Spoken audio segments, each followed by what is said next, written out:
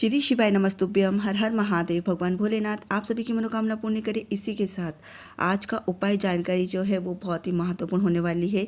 देखिए, आपने पूज्य पंडित पद्मेश्वर द्वारा बताया गया हर तरह के उपाय कर लिए, लेकिन आपकी जो मनोकामना है, विवाह संबंधित हो, बच्चों संबंधित हो, कोई सी भी परेशानी हो, दूर नहीं हो रही है, तो आपको एक नियम अवश्य बना लेना है। इस नियम के अनुसार ही आपको ये उपाय करना है। कई बार क्या होता है कि हर तरह के प्रयास और जतन करने के बाद, उपाय करने के बाद भी हमारी मन पूरी नहीं होती है, तो आपको इस नियम के अनुसार उपाय करना है। देखिए, जब भी हम किसी मनोकामना पूर्ति के लिए उपाय करते हैं, जो भी मनोकामना हो हमारी, तो जो उपाय करते हैं, चाहे बेलपत्र चढ़ाते हैं, चाहे चंदन लगाते हैं, चाहे त्रिकुंड बनाते हैं, जो भी मनोकामना, धतूरा या फिर आंकड़े का फूल चढ़ाते हैं, जो भी मनोकामना रहती है, हम उस मनोकामना के अनुसार उपाय करते हैं।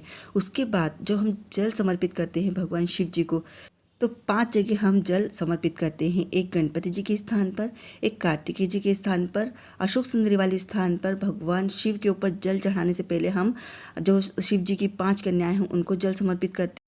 उसके पश्चात भगवान शिव जी को हम जल समर्पित करते हैं। तो जब आप शिव जी को जल समर्पित करते हैं, उस समय आपको जल समर्पित करते समय आपको जो आपका राइट हैंड है ना, उससे आपको जल को रोकना है।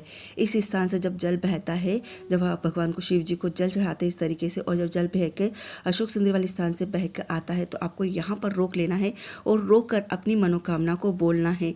आप देखेंगे कि ऐसे बहुत सारे केस आए हैं अभी पूज्य पंडित पद्मेश्वर जी के पास। उन्होंने बताया है कि इतना करने पर ही लोगों की मनोकामना पूर्ण हुई है।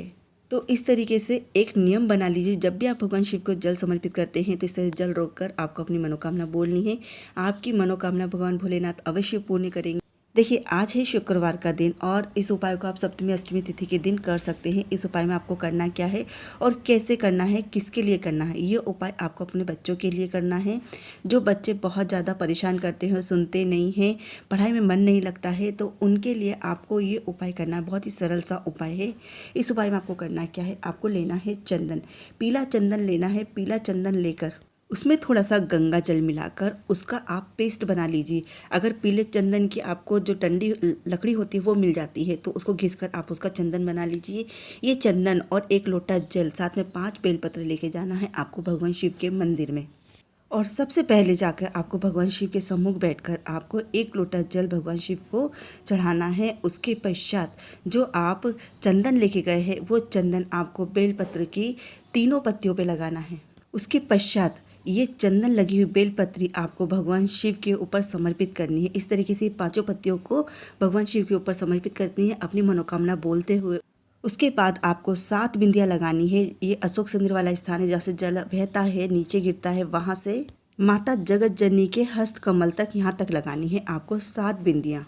उसके बाद वहीं पर बैठकर 2 मिनट जिस बच्चे के लिए इस उपाय को कर रहे हैं उसका नाम और गोत्र बोलेंगे। उसके पश्चात जो हल्दी आपने लगाई थी अशोक सुंदरी वाले स्थान से लेके माता पार्वती के हस्त कमल तक, वहाँ तक आपको पूरी हल्दी वापस से सीधे हाथ से उठा लेनी है, सोड़ लेनी है उस हल्दी को पूरी को, और उस हल्दी को लेके जाना है आपको पीपल वृक्ष के पास जाना है। और इसी हल्दी से, ये जितनी हल्दी ना, इसी हल्दी से सीधे हाथ से आपको 5 छापे लगाना है। चाहे जितनी भी हल्दी रहे, आपको पहली बार छापा लगाने पर अगर पूरी हल्दी वृक्ष पे लग जाती है तो भी आपको उसी हाथ से 5 छापे बनाना है। ये बात का ध्यान रखना है आपको।